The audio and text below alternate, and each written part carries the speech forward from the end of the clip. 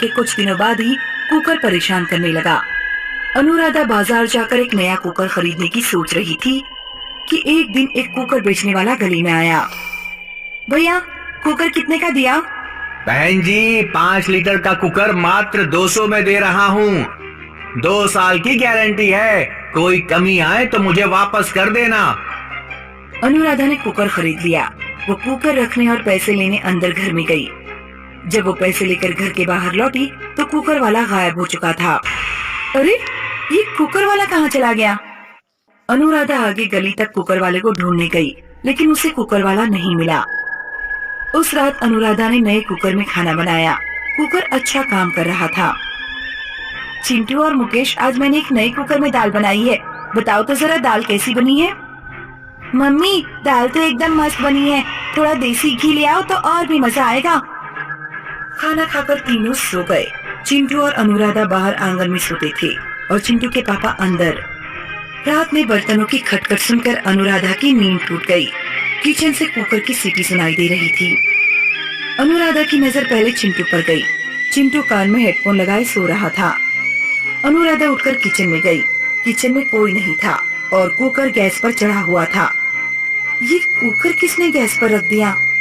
अनुराधा ने जब कुकर खोलकर देखा तो कुकर के अंदर एक भयानक कटा हुआ सिर रखा था।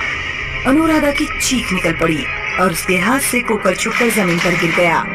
मुकेश और चिंटू जाग गए। अनुराधा, इतनी रात में क्या बना रही हो? मैं कुछ नहीं बना रही थी। ये कुकर पता नहीं कैसे अपने आप गैस पर पहुंच गया। इसमें सीटी लग रही थी और कुकर में एक कटा हुआ सिर था।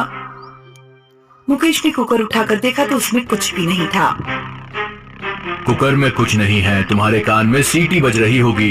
घबराने की कोई बात नहीं है, कभी कभी ऐसा हो जाता है। मुकेश और चिंटू ने अनुराधा की बात का विश्वास नहीं किया। शादियों का सीजन चल रहा था। अनुराधा अगले दिन अपनी फ्रेंड की शादी में चली गई। उस रात चिंटू आंगन में अकेला सो रहा था। कुकर की सीटी की आवाज से उसकी नींद टूट गई।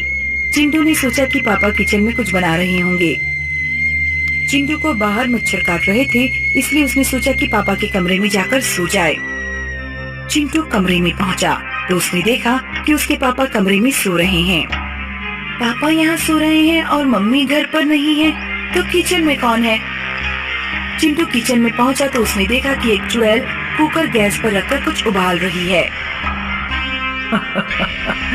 आजा मेरे पास, तेरी मुंडी काटकर कुकर में उबाल दूंगी। चुड़ैल ने आगे बढ़कर चिंटू का हाथ पकड़ लिया। चिंटू आंखें बंद करके चिल्लाने लगा, पापा बचाओ, चुड़ैल, पापा बचाओ।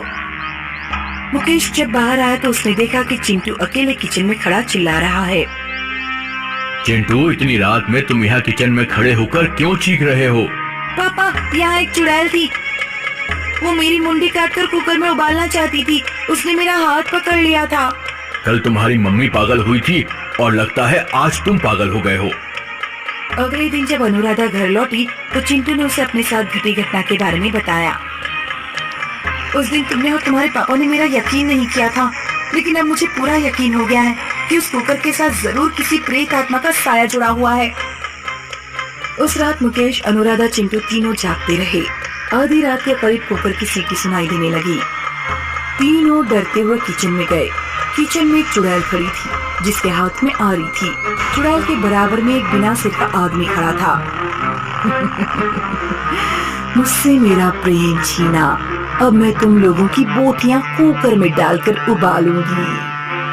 चुड़ैल आरी लेकर अनुराधा, चिंटू और मुकेश की तरफ बढ़ी, लेकिन वे तीनों किचन का दरवाजा बंद करके घर से बाहर भाग गए। उन्होंने पड़ोस वाले यादव जी के घर का दरवाजा खटखटाया और उन्हें सारी बात बताई। यादव जी तीनों को अपने घर के अंदर ले गए।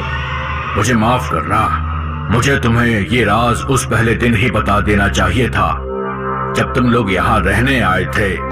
तुम जिस घर में रह रहे हो, कुछ साल पहले इस घर में सीमा और पीयूष नाम के पति पत्नी रहते थे।